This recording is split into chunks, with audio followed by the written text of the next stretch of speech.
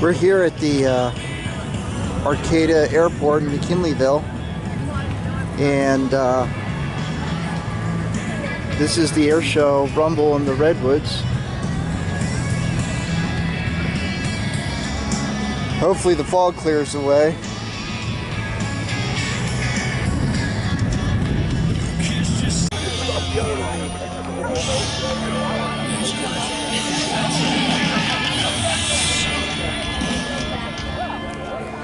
Look at this P-51 Mustang, purple.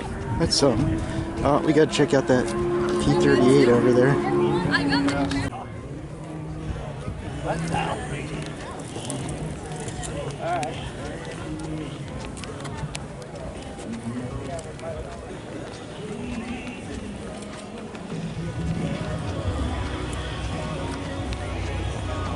B-25 Mitchell bomber. That's amazing.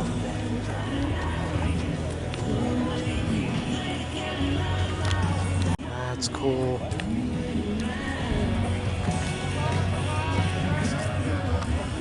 Well, good morning, ladies and gentlemen. I said good morning, ladies and gentlemen. Thank you. Thank you very much. Well, if you're just joining us with my last announcement, and you're wondering why the Airshow has two high-performance Italian party cars put down the runway, that's right on Friday. Right over there where they're heading right now, over by the perfect I believe this is a P-51B that had the Allison engine.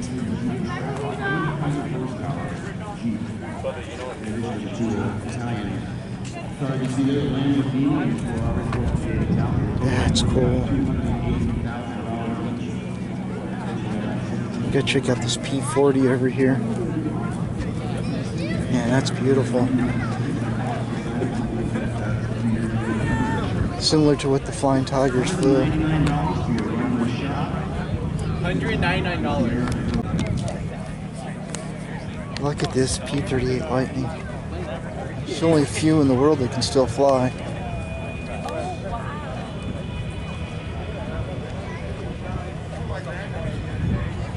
This is crazy to get so close. What a cool plane.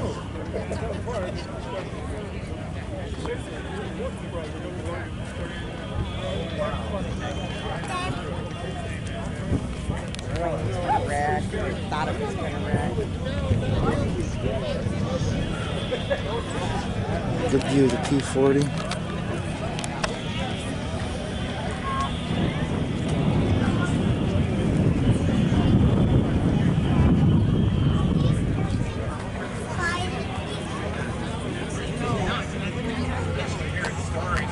There you got it. There you got it. P-51D Mustang. This is what my grandfather flew. He had the Bengal Lancer. He had 3 confirmed kills. He flew with the 339th, part of the 8th Air Force, the 503rd Squadron. But he flew a plane that looked just like this, except his, say, Bengal Lancer on the side. He had the D-Day stripes on his. And then the later models have that end on the tail fin that comes out. Rolls-Royce Merlin engine.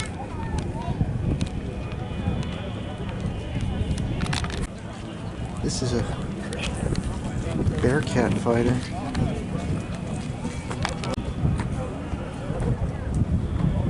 These arrived after World War II. I'm not sure if they were used in Korea or not.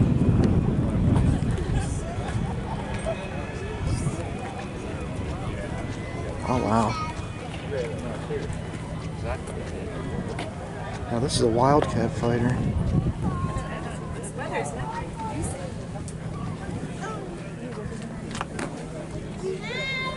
He's played a major role in the Battle of Midway.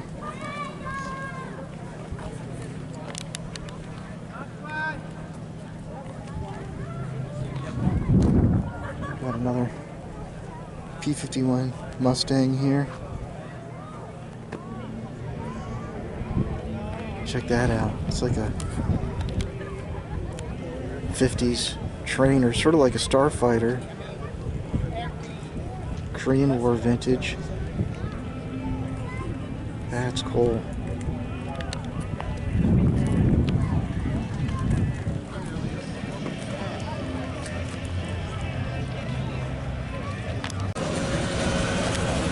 We're back at the B-25 Mitchell bomber.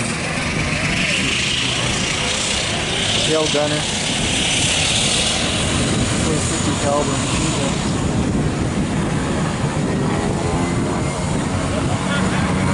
Side gun.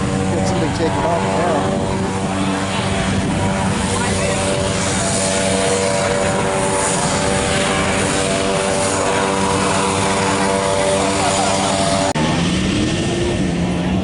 Here's another P-51D Mustang. Not sure about the purple coloring, but the plane definitely looks like it's in good shape.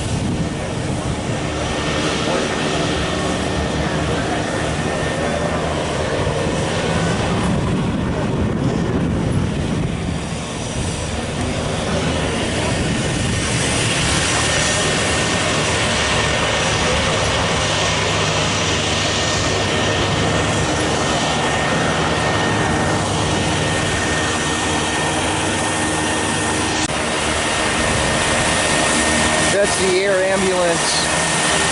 We're a member of it. It's a good deal. You spend $80 a year, and if something happens and they got to fly you to San Francisco, you know, get there quicker than driving.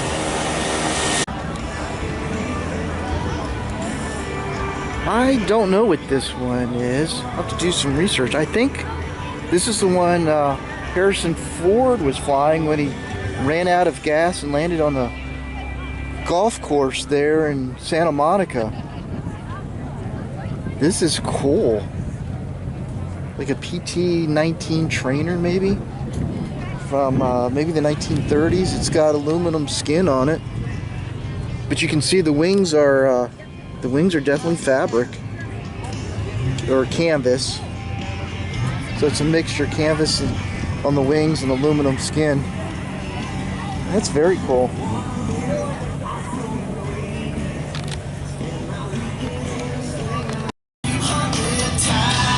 A Navy trainer. And looks like they got a marker over here saying the exact plane name. But this is cool. You don't get to see these close up very often.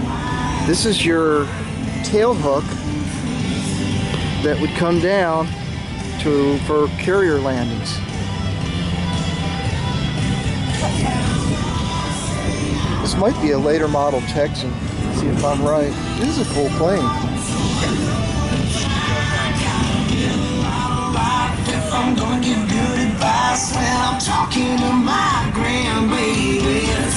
Here it is. That's a Trojan. T-28C Trojan.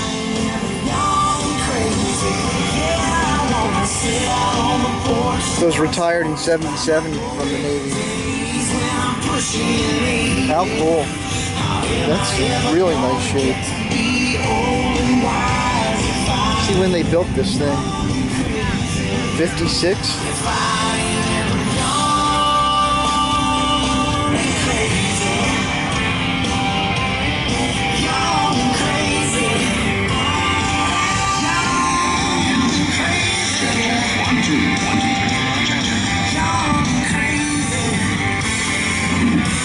Another training plane. 5. Very cool.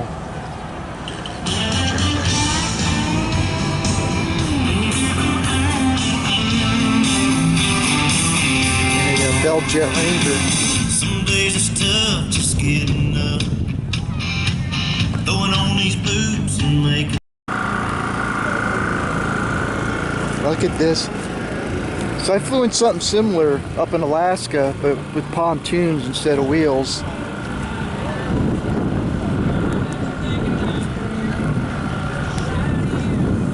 It's a Piper Cub, I believe. It's really small, but when I was up in Kodiak, this thing was flying in between the mountains like it was nothing. We were looking for big brown bears. But a neat little plane. Pretty rugged too. You can land almost anywhere.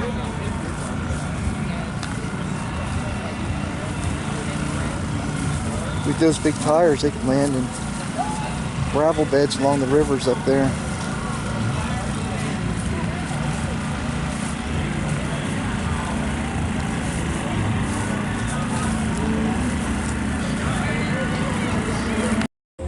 More of these Piper Cubs. These are cool.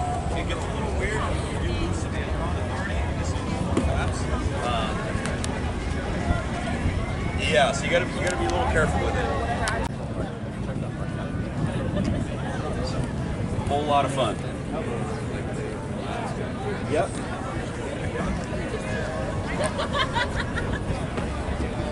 Yeah, we'll go calipers. So when I went up the tires.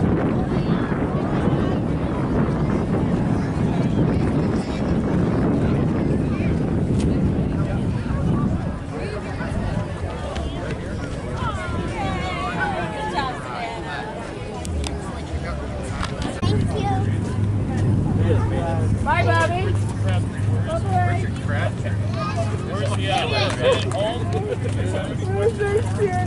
So when I rode with them, they didn't have a seat back there. They would just tie me up to a hook on the floor, and I just sat on my butt.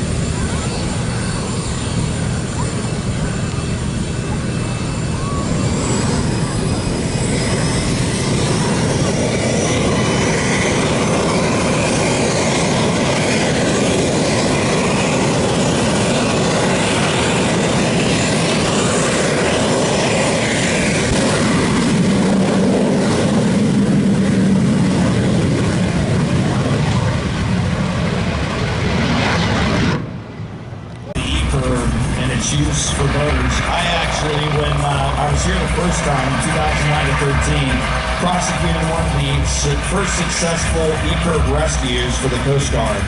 It was an amazing day. I bet it was.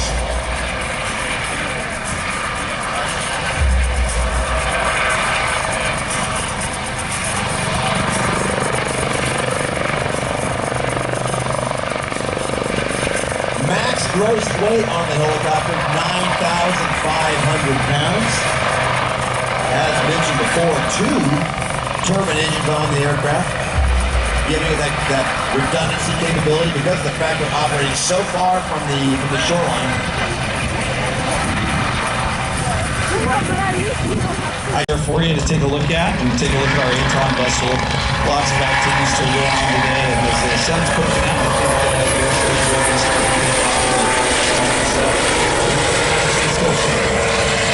get those cameras up and clean the landing gear up, heading back over to the landing pad, giving you a nice view. Okay, ladies and gentlemen, flying a 1940 Stearman, sponsored by California. She's a skydiver. She's an aerobatic. She's even a Reno racer.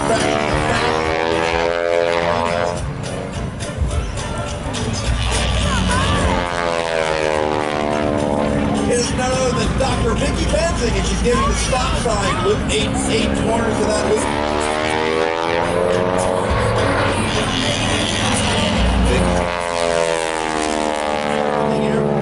She's a commercial helicopter pilot, glider pilot, seaplane ratings, you name it, she's got it. She's got skydiving even back in college.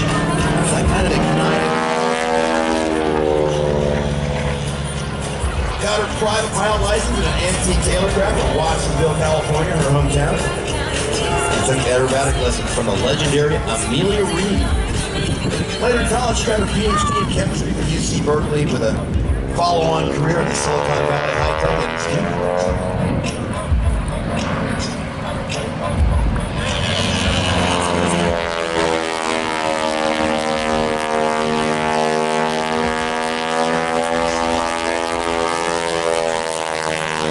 She met up with legendary Airshow pilot Wayne Handley. She said, I want to go fly some aerobatics. Wayne said, if you cost you a ton of money, because you're not going to want to stop. And sure enough, he was right. The aerobatic bug bit her, and she's been hooked ever since.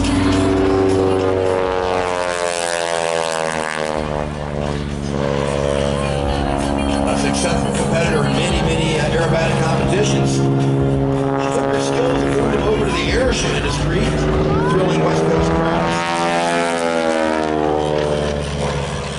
She's flown over 200 Airshow performances, including the world's largest Airshow in Oshkosh. Now, this really beautiful aircraft you see before you, manufactured in 1940 by the Boeing Aircraft Company, as a military trainer after World War II, the next generation of pilots.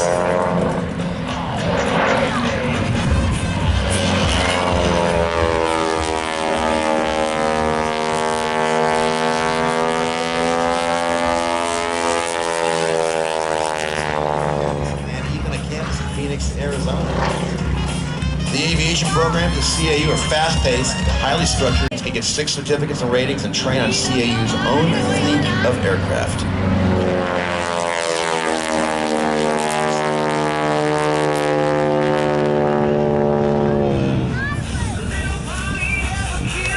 There she goes. Got a little flame coming out there. That's pretty normal. That is what happens in the aircraft when you decide to not keep positive G on it. You get that little backfire and a little bit of a flame. What do you think of that, folks? That's pretty cool flying up there.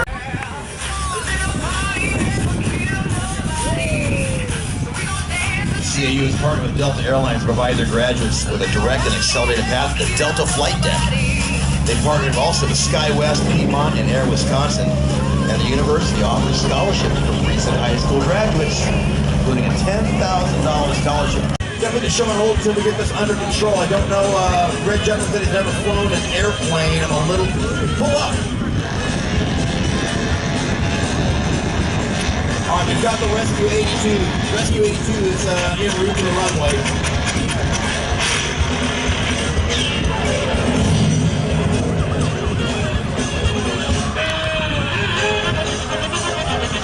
Rescue 82, Rescue 82, if you can wave him down, get him to see if he can get that aircraft on the ground in one piece.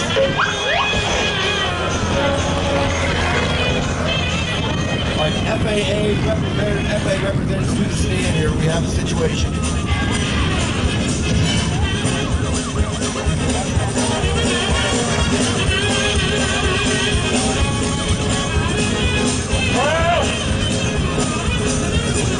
Red, Mr. Jeffro, can you hear me? It's Huggy. Push, if you can push the button in there, push the nose over. You're gonna fall out of the sky. I can hear you. The seat on it is not so hard, Huggy. No, now right down your left and right. You can see that big piece of paper with that white stripe. That's the runway. We're gonna try to put you on that. Roll that stick back to the right. There you go, right down near the ground. Oh boy. I can feel that one in my nether region. Well, that's very exciting. I thought I was an Airshow pilot there for a second. Holy cow, this is getting fun. It's like butt busting. All right, now what I need you to do is get lined up on just like you got there. Oh boy. Oh boy, okay, I'm done. I think they're trying to shoot me out of the sky. Oh boy, Huggy. I think that's them telling you they need you to land. I need some tips. All the tips out there. Oh, here, you're doing good. Now pull that nose up just a little bit. Stay lined up on that big superhighway right in front of you. And we're going to have you just get it right down on the ground. And then touch down. Yes! Oh, you got to pull the power back off. Oh, no. All right, you better go around. Okay, let's try that again. Don't go into the trees. Don't go into the trees. Okay, we're gonna try it again. All right, you're looking good. Line it on up for final. Looks good for lineup. Now stop using those. Nope, they're not brake pedals. Just be calm with your feet. There you go. Well, as soon as you touch down, pull that throttle in your left hand. Oh! That one's on me, Boogie. That one's on me. All right, that's okay. We'll try it again. We'll try it again. Mike, that didn't work. We're going to have to go try it again. You want to head back down. We'll try it again. You ready? Pull up! Woo!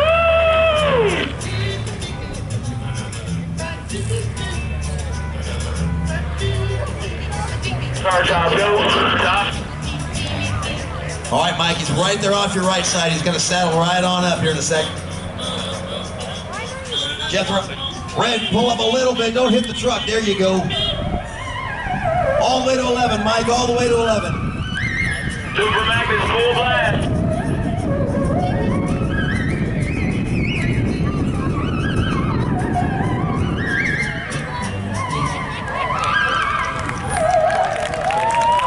Folks, I think he pulled it off. I think he saved the airplane and Red Jeffro.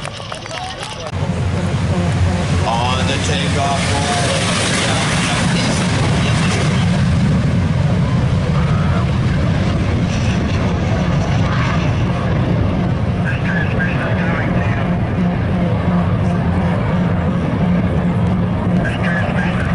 Aircraft designed to introduce student naval aviators and Air Force pilots to chess. This aircraft that he calls the Ace Maker, very much the Ace Maker for the pilots of the Korean War era.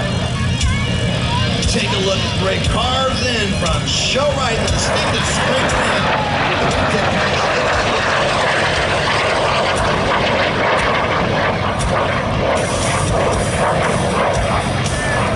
the Lockheed U-2. The P-80 became the first jet to enter full squadron service in the U.S. Army Air Force. First transcontinental flight in January of 1946. And by June of 47, it set the world speed record at 623 miles per hour.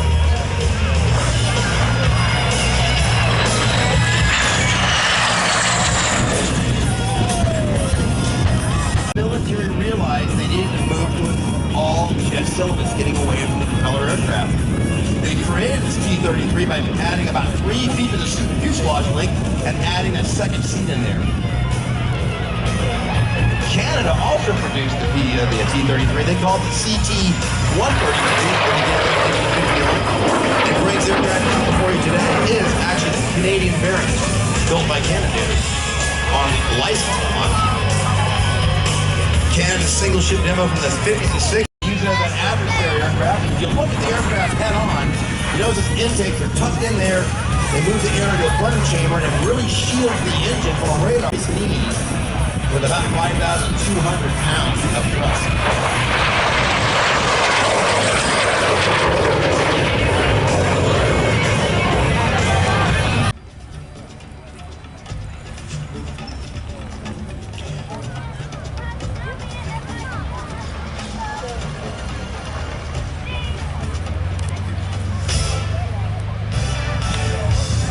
First aircraft on the roll. Another Lockheed product designed by the great Kelly Johnson, one of his very first projects as a 27-year-old. The P-38 Lightning, one of only 7 flying in the world. The Grumman Iron Works in New York on Long Island. And finally, the iconic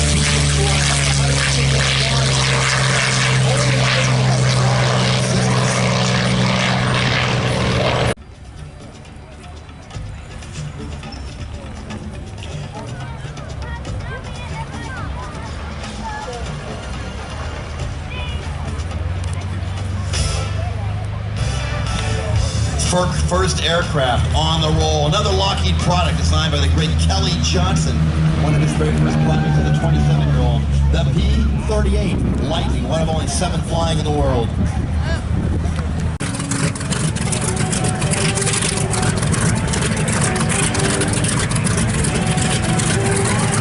Flagship rejoining in the formation during the setup for the dedication passing. Great traditions we have in the military.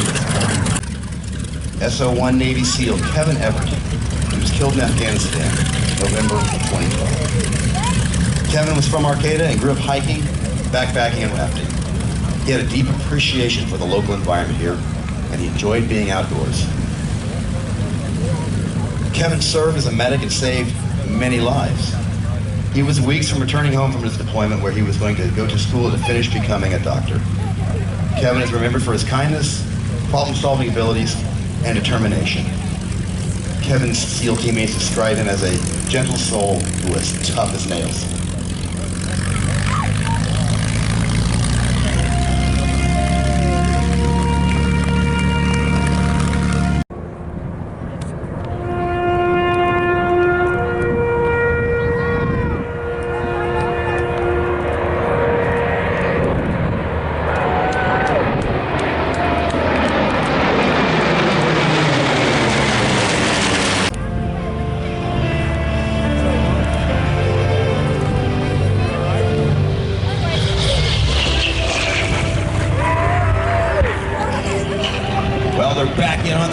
Folks, that was the Grumman F-8F Bearcat from United States Navy. Did a distinctive paint job on the next one. Let's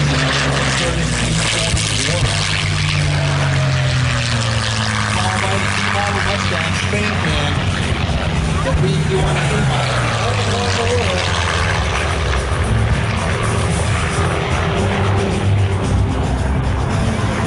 Let's talk about the Grumman Bearcat. Initially inspired by the design philosophy of a captured got that Hellcat R20 800 double wasp engine with 2,200 horsepower. But the Bearcat was 50 miles an hour faster. The range compromised a little bit. Smaller design worked better on carriers with a limited storage area. That landing gear was very long to account for that 12-foot diameter propeller. Even a very good wide stand to give great ground. The aircraft is capable of pulling 7.5 Gs, about the same as a modern F-18 Hornet. Because it developed right at the end of the war, it never saw any war combat. In fact, the Bearcat's only combat hitting was with the French in Indochina in 1954. Use of the Hellcat, which they only had for 3 months before upgrading to the Bearcat. Here comes the Bearcat from Show Right.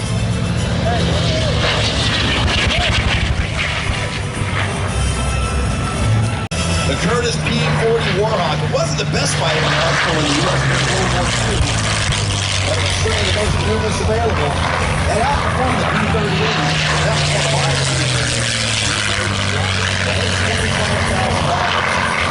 the Curtiss P-40 Warhawk wasn't the best fighter in the arsenal in the U.S. in World War II, but it was certainly the most numerous available. It outperformed the P-38. That was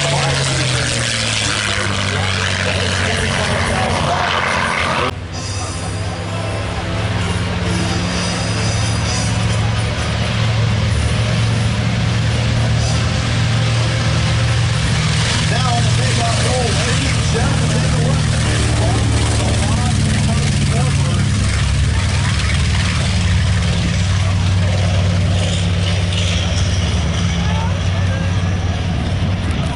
Listen.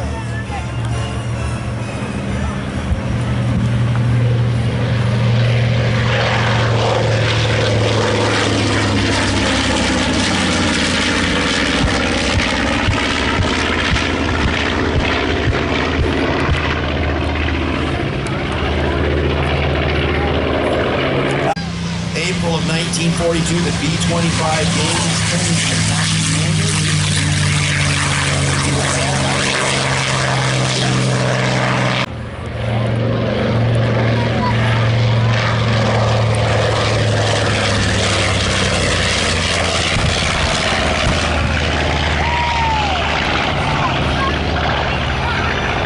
Sweet Dreams based right here at AC. Back to the Mustang coming in from the right. Bigger cockpit. They upgraded the Packard Merlin engine. It can produce over 2,000 horsepower for brief periods of time. 500 miles an hour at 25,000 feet. Non-toxic. If you breathe it, it's not going to hurt you. It's just a paraffin-based oil. Already bringing it down low and fast. Max goes.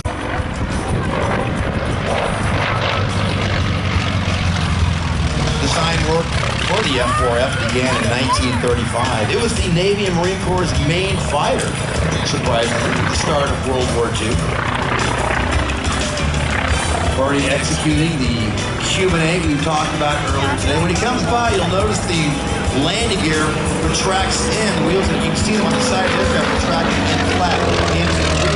Right there below, just aft of the propeller. Again, 28 hand. Hesitation 4-point roll. Oh, Nick's to the right seat waving to you guys. Give him a big wave for that beautiful demonstration of the B-25 Mitchell, one of the loudest aircraft I've ever ridden.